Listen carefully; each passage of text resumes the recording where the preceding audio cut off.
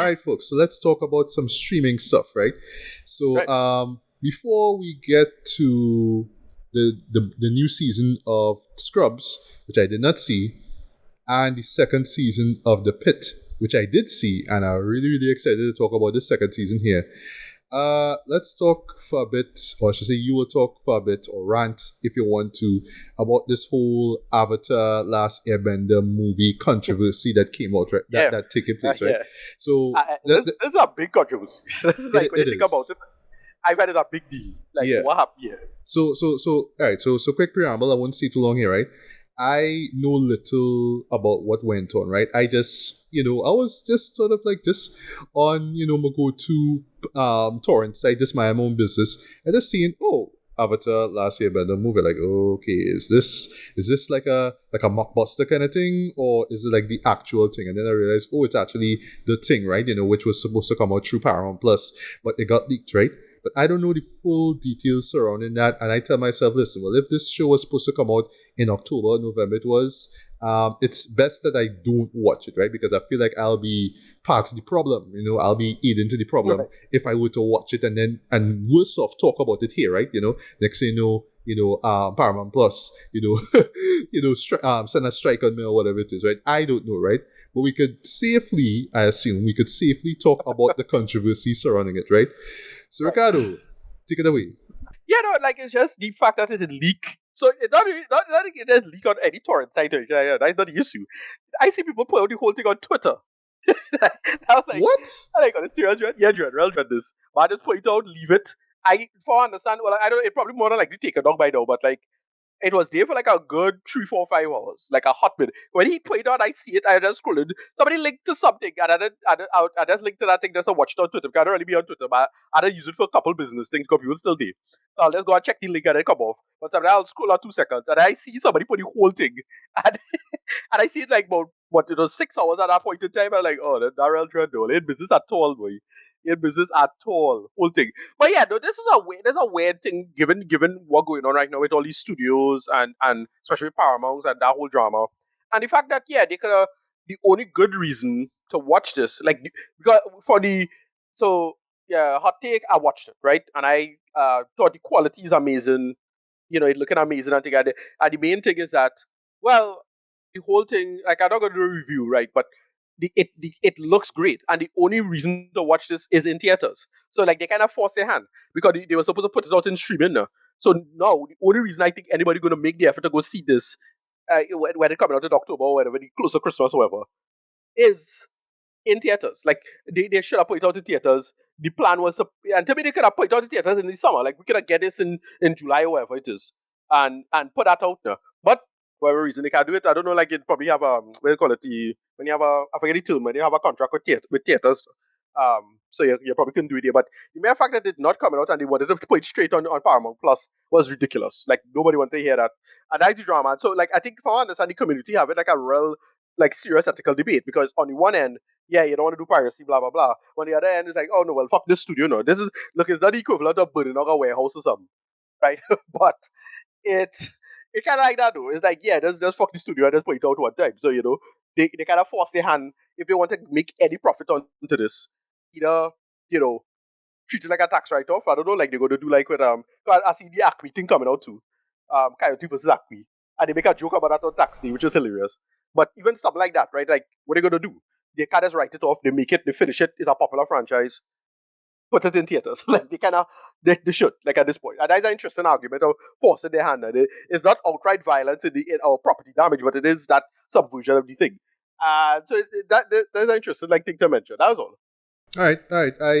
I got you. Well, I honestly don't know what to make of this. I don't know if I should wait for it to. I guess I'll just wait for it to officially be released. But I think with Yeah, this whole whatever. leak, I think that will affect things going forward. So for all we know, it probably will not come out at the assigned release date. I really don't know at the moment, but I'll keep my eyes and ears open, right? I mean, I'm not like the biggest Avatar Last Airbender fan anyway. Like the series is Right. great, right? The Netflix version is passable. But Right. I was not like, fired up and angry that, oh my God, this thing Right. was leaked, right? It's clearly some internal stuff go on. A friend of mine actually say that maybe it was some ex-employee, whatever it is, Yeah, just do yeah. that to piss off That was it. Paramount That Plus. I was don't it. know. It's not. That was it. It's not like I say. It's not somebody burning down a warehouse or destroying a bunch of wine somewhere in Italy, right? But it's that, right? It's somebody tell yourself, watch that.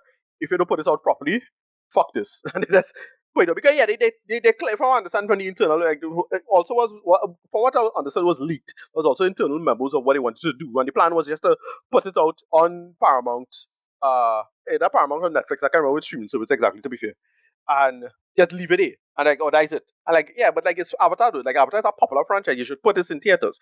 Like we live in an age when Asia make $2 billion. Come on, like, be serious. Like, let's be clear about something. Like the Avatar movies, the only reason Asia exists and flourishes in the way it is, well, we could get into that whole geopolitical China whatever. But the point is that yeah, like, these other companies just half-ass it and put stuff online. They just actively undermining theaters. It have no reason to do that. Like it have more than enough energy to put it to theater to get people to go to theaters. Right. So I don't know why they didn't want to do it this way. Anyway, moving on. It's funny more than anything, to be honest. But it did. I as I said, I already watched it. It did the thing that is kind of on the predictable end. Like the only thing I'll say about it is that a working comparison is something like one of those Naruto movies, like when they used to make those animated or Bleach. They just made like about 3 or 4 movies, and they would just say like an interesting side story, and there's really good production value. That's pretty much it. Like it's that. So it's perfect. It's one of those for the fans type of things. So that's about it. They just would mention it. That's all I'll say. No, it is, right? Yeah. Alright, Yeah. so now to move from the barnyard fire of Paramount Plus to the comfort of CBS, right? So or I should say, you will talk about the newest season of Scrubs. Again, as I said, when you did your quick review of it, only picked up a few episodes over the years, but I wasn't like too invested in it. And I'll explain why when, I jump into the second season of The Pitt. I'll actually explain why I never got into medical shows in the first place, right? It's kind of obvious when you think about it, but I'll explain why later on, right? But yeah, Ricardo, take it away. New season of Scrubs. I know you're a big fan of the show, so yeah, let me know how it went, how it played out. Pretty good actually. As I said, it did the thing. Yeah, not too much to talk about with respect to the extra material or episodes. They just introduce all the new characters. They kind of getting it to warm up to these new characters. I'm not sure if the plan is to move on from them, but they keep the core cast for the most part. And there's a bunch of new side characters at work, and they just evolve one thing. And then the final 2 episodes did something that I expected them to do, and they did it. Something involving Dr. Cox. That's all you need to know. They left it in an interesting space. I thought the finale could have probably have more drama going on with it, but they left it in an interesting space, and I think they shot it in such a way where they don't know if they're going to get another season. I have no idea what the ratings are for these.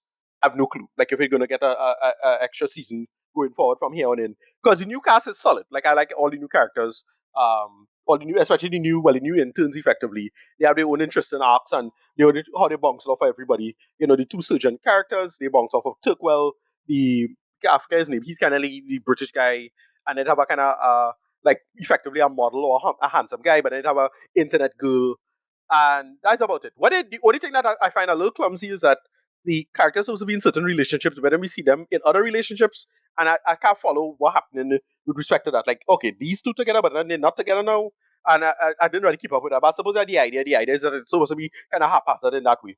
Um, they give JD like a love interest, and then they do away with that, but then they give him another love interest, and they leave it on that point, and that was an interesting moment. They evolve it. Like it have nothing much to say too much as it is with these 9 episodes. If you like Scrubs, you'll like it. It is the comfort food stuff, but it's doing the same thing, but just evolving it and thing. And for something like Scrubs, that is perfectly fine in my opinion. It's a hospital show. It's supposed to be just characters growing slowly and going with time. They have characters. They just kind of just not kill off the characters so much as just wrap up the arc in a sense and where they reach into a certain point in their life, so you can understand why they're not showing up. And they basically the 2 or 3 big stars who just the 2 or 3 big side characters they justify why they're not showing up anymore. So most notably Carla, yeah, they explain why it is a Carla not showing up anymore. The the janitor he pops back up. They do something involving another character connected him to the janitor. It's like, okay, that kind of makes some sense, and it's kind of funny what they do with that at the end. And then Dr. Cox himself, again, they reveal something. Again, it's something I was, like to be clear, very, very predictable given the nature of the show. It's not like I thought they would have gone in a much darker direction with it, but no, they just left it in a more interesting, like, open space. And from what I understand, yeah, I think, oh God, I forget the actor name, JD now, the fellow who played JD. He made the point that how we'll have more scrubs, more Dr. Cox. Yeah, Zach Braff. That Zach Braff said that he will have more Dr. Cox next season if they get a renewal, right? If they get a renewal, but the way how they shut it like a kind of pseudo finale, as in, look, this could end here and that'll be it and I'll be fine, but they leave it open just enough. And that's fine. Uh, Ratings, loved it. Actually, it was just great comfort food. It perfect for me. I was, it perfect for millennials. It's millennial humor and millennial timing, but the more positive, more wholesome end of things when it comes to millennial humor, and it mostly works. I think, like, it's a little slower, but it's slower for a good reason. All the characters older, it makes sense in being slower. As I said, the big addition that I like the most is by far is Vanessa Bayer from SNL. She is hilarious in this. I really want more of her if they continue to. She, like, I just absolutely love this character. She's one of the, because I always loved her in SNL. She always had a bunch of great recurring characters. And she had, like, this amazing comedy timing. And in this, she's great. Like, what they do with her, especially her bouncing off of Elliot, really, really great stuff. So yeah, that's about it. Yeah, rating, I'll give it like a really high score, like a 9 out of 10. Perfect comfort food. It's my generation opening up the chunky monkey, and covering up with a blanket, and it's that, right? I reached that age where I could start being like that, right? For stuff I usually like complain, oh, you need to do something different and new and interesting. Yeah, for like Star Trek, you had to do that for that. But for Scrubs, no, totally fine with doing the comfort food stuff. Do it with that, it works. Just keep the formula. It's very formulaic, admittedly, but it's a good formula, and they shake things up just enough for you to keep you going. Yeah, solid stuff. I loved it. 9 out of 10. Nice, nice, nice. So from CBS now to Max, right? We will talk about season 2 of the Pitt, right? Ricardo, you didn't see the finale of the season, but I did. Unfortunately, did not, because I was playing Mouse PI for hire. Yes, which you will talk about in another video, right? So, quick explanation in terms of me and medical shows, right? I wouldn't stay too long, and I don't want to. I'll get a little personal, but I don't want to make it too personal, to turn listeners off, right? But yeah, for me, just ever since I was growing up, it's not like I had a fear of the hospital, right? The general hospital. It was just the fear of finding myself there due to like an injury or illness, right? And I always felt the same way. I remember going to Rima Hospital. That was like the worst thing ever. What you don't want to tell me what year, but what decade, like 2000s? The 90s. The worst. Well, yeah, well, I stayed clear of there in the 90s. That was a hazard zone. It was the worst. My God. I remember that something, it was so bad, I had to go to San Grady instead to get something done because Arima would do it. Like, basically, it was by accident. I had like a nasty gash on my knee as a kid. Yeah. I had to go Arima and go back to take it terrible. And then I had a situation, I remember when I was 8, I had to go to, like, my mom was out in the country, so my dad would take care of it, and I get this real nasty leg infection. And I had to go Port of Spain General for like, I forget how long, it was like a couple weeks, so it was a while. And that was terrible too, pretty bad. But yeah, I don't know, like, the hospital is something that, I don't have like any big horrible diapers for it, but it's a place that, like, yeah, like, if I have the money, like, it's the one thing that you should, like, pay for, just get a private doctor. Like, fuck that, just get something private. So I know he's getting to this big weird debate about healthcare in the States and wherever it is, but holy shit, public healthcare is a goddamn nightmare. Let's be clear about that shit. That shit needs some money, but wait. Yeah. So obviously, I mean, I get my injections and whatnot when I was growing up or whatnot, right? But it's just when it came to injury and serious illness, I just didn't want to be there, right? And then over the years, as I got older and I started to be more mindful of my health, and then of course, looking at my parents and how after COVID, or I should say around COVID time, how their health slowly deteriorated, right? That's when I really started to take health a lot more seriously. And not to just to wrap this little part up. During their last days, I would find myself in either the Arima Hospital or Mount Hope, right? I'm not going to spend time talking about the quality of both places. All I would just say is that the Arima one at this moment is much better than the one in Mount Hope. I'm not doing like a compare and contrast, but let's talk about in terms of just quality, right? That's the best way I could sum it up, right? So yeah, for me, just over the years, I just never bothered to watch shows like ER or General Hospital or Right. oh gosh, that one where that one that starred Denzel Washington. I forget the name of the But show. I long time I seen elsewhere. Yeah, You know what? seen elsewhere, like shit like that. Nah, I just never Yeah. used to bother to watch that, right? Also Right. Scrubs, right? Because Right. it was just like okay, like not saying that these shows aren't great. It was just like I just didn't want to picture myself on a hospital bed, right? You know, being treated on and whatnot, right? So that was that's the reason why I sort of like stayed away from those shows, right? And yet for whatever reason, right, over the Easter weekend, right? But I had, the Pitt season 1 queued up, and I tell myself, here's what, let me actually like sit down and watch a show, right? Because I know you put it in your well, you had a long laundry list of like favorite TV shows of last year, like way longer than mine, Right. right? I know that one was there, right? And I know that show's popping up on many best stuff, when it comes to TV shows of last year, right? So I sat down, I watched a show, I like, wow, this easily would have been top 3 for me. This would have been number Right. 2 for me. I would have still put Andor as my favorite of last year, but nah, Right, this right, this was a clue. This would have been a close second, right? Yeah. So yes, folks, this is my first ever like medical drama that I ever watched in my life, and I mean, talk about starting off on such a strong note, right? The Pit lives up to the hype and more. And I'll explain why when I get into this new season here, right?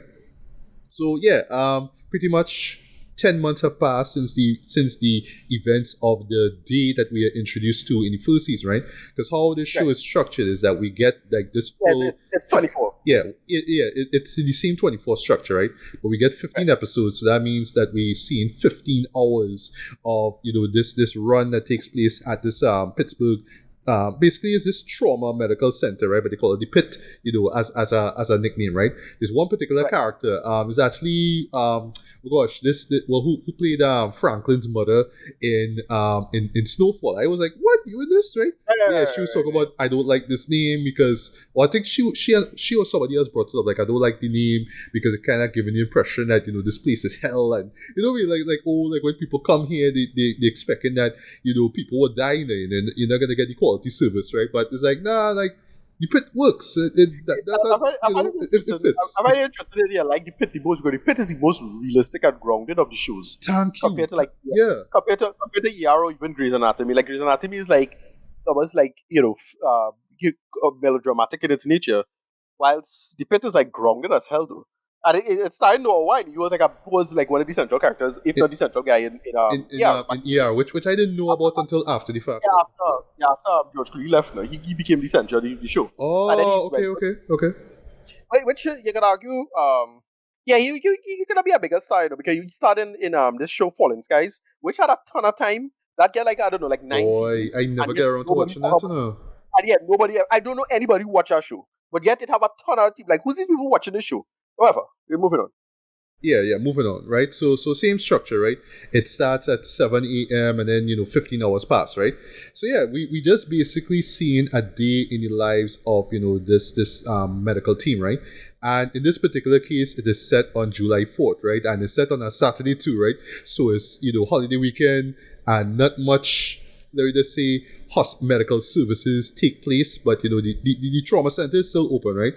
So yeah, just like the last season, there's like case after case after case, and in this case now, in this particular scenario now, is I like that some of the cases are associated with accidents that you would expect from July from Independence Day, right? Yeah, like you had this kid, for example, whose 2 fingers like on his hand blew up because he ended up dropping a firework too late now, so like it exploded in his hand now, you know what I mean?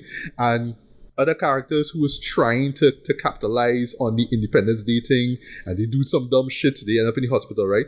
But really what it centers on is the attending physician, the senior attending physician by the name of Dr. Robbie or Robinovich, right? Played by Noah Weil, right? We're set up here now is that he is about to go on this 3-month sabbatical, right? And you learn throughout the season that, it's just the last season, the man went through a lot of like mental hell, right? It was a lot of plates that he had to spin, he just had to coordinate things, right?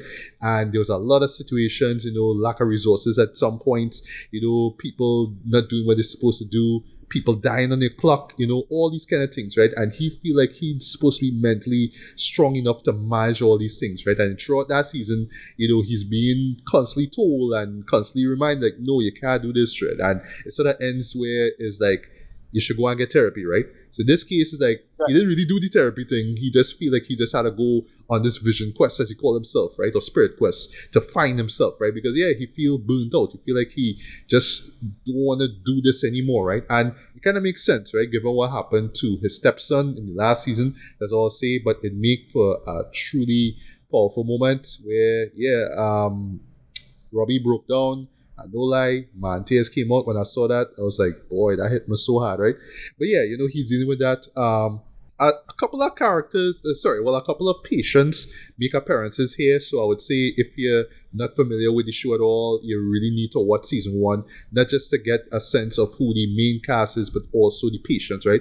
Because some of the patients, grow strong bonds with the medical team itself. One in which is this very burly black man who, like he just drink himself to the point of like damaging his liver, right?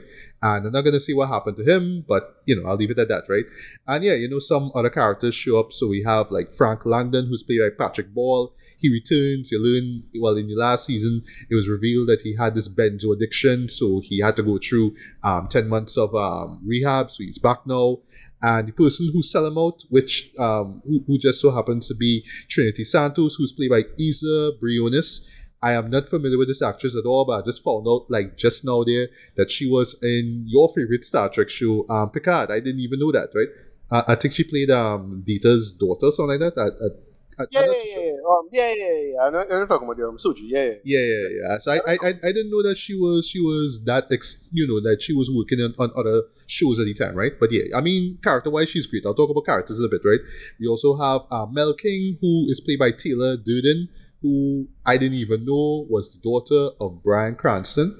I was like, I did not even know that. Wow, that's a big deal, right? We have Cassie, who is this resident who, in the last season, she was dealing with some stuff with her son and, custody battles and all that kind of stuff. There's also, let's just run through characters quickly, right? We have this charge nurse by the name of Dana Evans, who's played by Catherine Lanassa. There's a subplot involving her pretty much training this new nurse, this young girl just training her in terms of how to navigate through this, through the whole medical, through the whole hospital, right? And there's a moment, well, in the last season, there was a moment where a patient literally punched her in the face, right? And you see how that moment really like affected in the season here, right? And as far as like just mention one new character that pops up, we have should I mention one last character? We have Victoria Javadi, who is played by Shabana Aziz, right? So she's like a savant, right? When it comes to the whole medical world, right? Her mother actually works, above in the same hospital as well. And she's constantly being pressured in terms of, being the best and trying to be as great as not just her mom, but her father as well, too, because they are both physicians as well, right? But the new main character who pops up here is Dr. Baran Al-Hashimi, right? She is pretty much there to kind of fill in for Robbie when he steps out for the sabbatical, right? So Robbie is also kind of observing how she moves and whatnot, and then you learn something about her medically because she kind of not so much passes out, right? But she sort of zones out a couple of times and not really sure why. And then, Robbie being the guy that he is, kind of like, what if that happened when you had to treat a patient? And she says, my team will help out. Yeah, but what if they're busy? How you deal with that, right? And that's a good point, right? So long story short, Robbie is just dealing with a lot and is just to the point where, he again questions why he still works at this place. Should he move on with his life, right? Is this a place that he needs to be, or is it damaging him, mentally and physically, right? And I'll stop there, right? So before I get to my thoughts on this second season, right? I know you didn't see episode 15, but Ricardo, just from what it is you saw, just the 14 episodes. Your thoughts on the second season? Yeah, it's solid thing. As I say, there's a reason why the show gets such a big rating for me. Thing because it keep that momentum well, and I just really found it. They kept it working. They get into the medical thing, and it does. In my humble opinion, it does Grey's Anatomy better than Grey's Anatomy. It's feel like early Grey's, but even better than early Grey's. Because what the thing with when Scrubs ended, Grace came on the side and at the end and came out as more melodramatic as opposed to Scrubs blatant comedy drama. Scrubs is mostly comedy, but then does some really good drama when it's ready. And then Grace take that baton and then lean into the melodrama really well.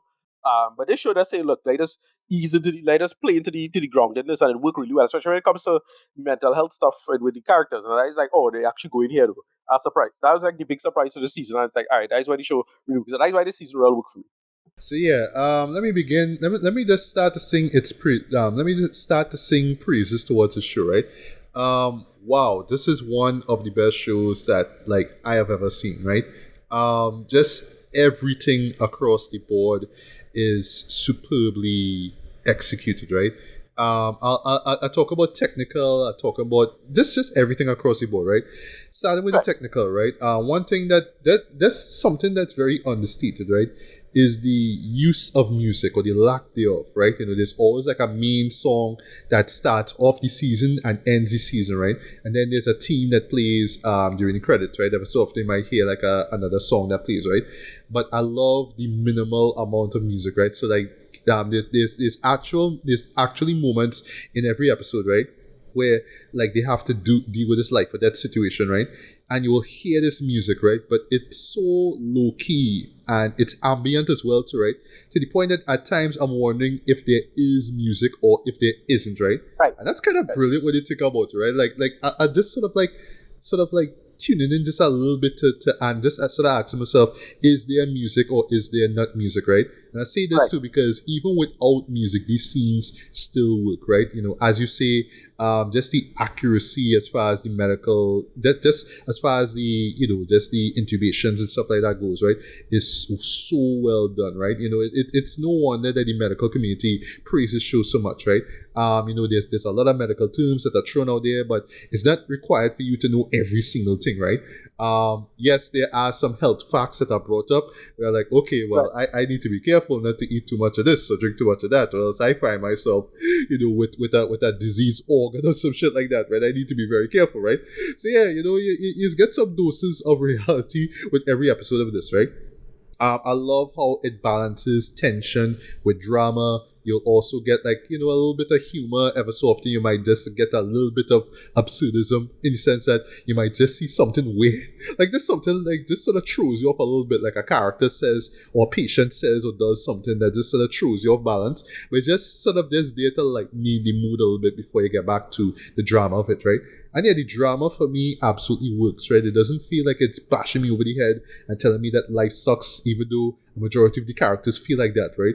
But just that idea of Right. understanding that this is the nature of the job, and for me, like I feel like this is one of the reasons why the show exists, right? It's really there to make you feel empathy towards nurses and doctors and physicians who work in a hospital, right?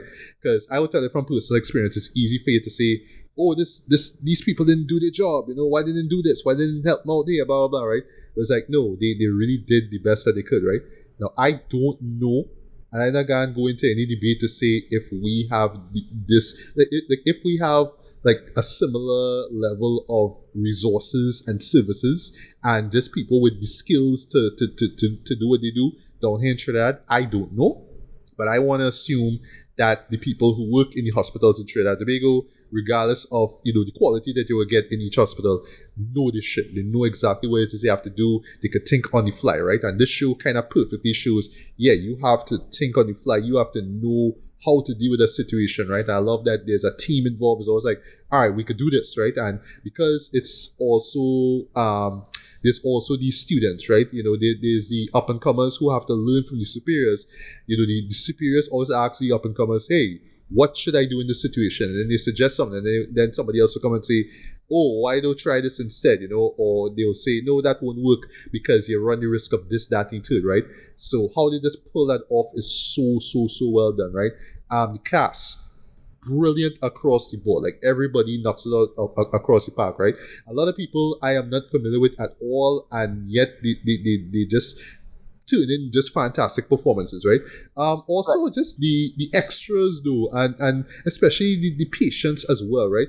just great acting across the board, right? I'll put it like this, right? It really feels almost documentary, like it feels like you are in this Pittsburgh hospital and you're just seeing things play out by the minute or by the hour, right? It's so well done, right? And yeah, when it comes to patients, yes, it like no, you're not gonna get like a full detail in terms of who these characters are, right? But they feel like real people, and just like Right. just same thing I have to say about the doctors and nurses involved. They feel like real people. They feel like real characters. What they go through makes a lot of sense. It's relatable in many ways. Like case in point, Mel, for example, the character of Mel, I actually found out after the fact that she does have ADHD, right? And you really see it in her character, in the way how she moves. There's this subplot involving, well, this, side story, if you will, with her autistic younger sister, and just how she had to take care of her and how she translates that into work. So all these characters are just so likable and so relatable, right? But it's just how everything just plays out, how it's all executed. One other point I want to mention too, right? Blocking, boy, the blocking and, Yes. and camera work is so it's just flawless in my opinion, right? So like you see a character move, talk to somebody, and then the camera will just pan to someone else, and then they will lead the scene that follows, right? You'll also see stuff going on in the background, like you'll see characters in in other rooms handling patients and whatnot, right? It's just the sense of space that you get, right? You really feel like you are in this place, right? And then you also see triage as well too. You see characters and how they bounce off as well too. You see the outs, you see outdoors as well too, when characters go out just to get away from the madness, you know what I mean? So it's just that center space too that I absolutely love about this show here. No, yeah, no, just in comparison to Scrubs, one thing that they try to deal with, and I think I mentioned this in the premiere review, uh, the idea of stress and time, and I felt that they could have done more of that with the show. They had one episode that kind of gets into the world, the hospital is beat you down. But no, this is where the Pit really gets into the hospital will beat you down. Like they nailed that in terms of time. So yeah, just a quick point I wanted to mention. Exactly, and you really see it with Robbie and Dina, boy. Like they feel like those two in particular, boy, are so worn down by their time there, boy. Especially Dina, and especially her moving forward from that attack that she got from that patient in the last season, right? You can really see how that affect her, right? And then just a couple more points, right? Just going back to the realism of what you see on screen, right? Even when it comes to the intubation, when it comes to the operations themselves, do they feel so authentic, right? Mad props for the makeup and the prosthetic work in this way, because yeah, you get to see some operations. Say if you are the type that if you are the type that is squeamish when it comes to seeing blood.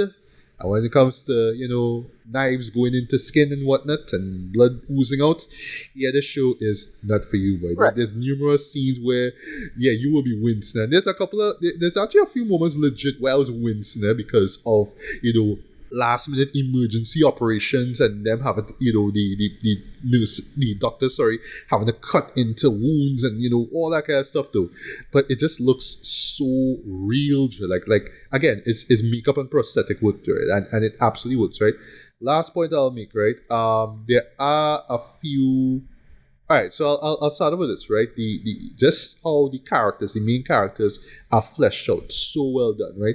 It's not just true dialogue, but it's also true mannerisms, and just how the character arcs play out, right? So like with Frank Langdon, for example, right? Him coming back into the fold after the whole rehab thing, it works, right? He still has a strained relationship with Dr. Santos, and it makes sense. We could see that he's really trying to get back with the team, right? I forgot to mention Whitaker. He's a great character as well. And he really grew up though after that first season, because that first season was when he got into the fold, right? Along with Victoria, right? And yeah, slight spoiler, in the very first episode, he experienced his first patient death, right? And you see how he learned and how he adapted from that too, right? And then of course you see what happened with Frank and Robbie. Their relationship is still strained, and I wouldn't see what happens beyond that, right? But yeah, just last point I want to make, right? I don't want to spoil what happens in the finale because you didn't see it, right? There are a few bits of character moments and arcs that aren't fully that I thought would have been explored further or like completed now. But because they announced, like, I think even before this second season dropped, that we're gonna get a season 3. It's like, okay, I will, like I guess I will look out for, those moments, right? And last point I'll make, right? And one show I to give credit for, right? So I'm speaking as somebody who pretty much binged this show out over the course of 3 days, right? I did not watch it on a weekly basis, right? Because this show comes out weekly, right? I love how this show finds very logical and very clever ways, very intelligent ways to remind you of things that happen. So, like, episodes into the season, they remind you, hey, this patient still hospitalized. This patient left. This patient do this. Or you still had this to do. Like, this doctor had this to do, right? They remind you of bits of information that was established early on in the season. So you don't have to mentally try to keep up with every single thing, right? Because you are keeping up with the characters as themselves, but you don't have to stop to think with them, right? If you understand what I'm saying, right? They are dealing with a lot, but you don't have to mentally deal with a lot too, right? They will always remind you, hey, this thing happened before, this thing need to be sorted out, and because there's a lot of things that go on, right? And I don't want to say that it's implausible or impossible for all these things to happen, but after watching 2 seasons of the show, it feels legit. Like, yeah, in this particular place, anything could happen, right? And especially with the setting being on, on a Saturday and on a holiday as well too, it's like anything could happen. But like literally, it's a patient after another, right? I think that's why for me as a rapper here, the emphasis on mental health absolutely works. So you really feel how worn down these characters are, how cynical they are when it comes to both life and death, when it comes to patients as well too. And yeah, how sometimes a few characters will just break down. It's just like, I can't deal with it, right? I just really can't deal with it, right? But there's always somebody to check up on them, somebody to pick them up and be like, listen, either you go home or you just power through it, right? But don't let all this death stuff, don't let all this stress stuff get to you, right? And yeah, I mean, for me and what I went through in my life, yeah, I need this. I need a show like this in my life, right? So yeah, as you can tell, I absolutely love this show. This is top 3 for me right now, but I can't say at this moment if this will be like my top favorite show of the year, because I have a feeling we will get something else this year that might end up being my number 1, right? But this could be a close second or a close third in my opinion, right? But yeah, I absolutely love this show. Yeah, I mean, this is like the first medical show, right? So look at that, right? So yeah, for me, strong 4.5 out of 5. Definitely check this show out. Unless you just are not into medical dramas, then I guess this won't be for you. But take it from somebody who don't even seek out medical dramas or medical shows as a whole, right? This is one of the best that has ever been made, right? And I'm just hoping that the momentum keeps on going until it ends, right? And I have to just speak as a Trinidadian. I have to do this here. Mad props. Big shout out to Damien Marcano for just doing his thing here, not just directing episodes, but also executive producing episodes as well too. It's like, bro, do your thing, Dre. Like what better platform for you, or what better place for you to showcase your talent than a show like The Pitt, man? Keep doing your thing, bro. But yeah, again, I know you didn't see the finale, but trust me when I say this, the finale is absolutely worth it. But just keep in mind that there will be some things that will be explored further in the 3rd season, right? So outside the finale, yeah, you could just give your overall thoughts on the season and then give your rating. Yeah, no, as I say, I can't probably judge you and finish it, but yeah, so far it was going really, really strong and solid. And again, the one thing that I didn't expect them to focus too much on, but they focus on a really intelligent and mature way, which was the whole mental health, stop weighing you down, characters thinking about certain things, it's called that, intrusive thoughts, that whole stuff. That is really, really good stuff. They make it work. Yeah, well, what's your rating, man? Yeah, I know. So far, I'll give it like an 8 out of 10. But the finale, I have to see finale to take it. But so far, 8 out of 10. All right. I can live with that. Right. So yeah, Ricardo. Before we move forward into the next video, thank you for putting me on to the Pitt, man. Because again, I was hearing about it, but I was so surprised that you put it in your best stuff. Don't mind that you didn't talk about it, when it came out, but that's fine. But yeah, you mentioned it to me, for our year endless. Yeah, kind of gave me the motivation to actually, watch that show, and I'm glad that I actually tuned in, man. So yeah, thanks for that.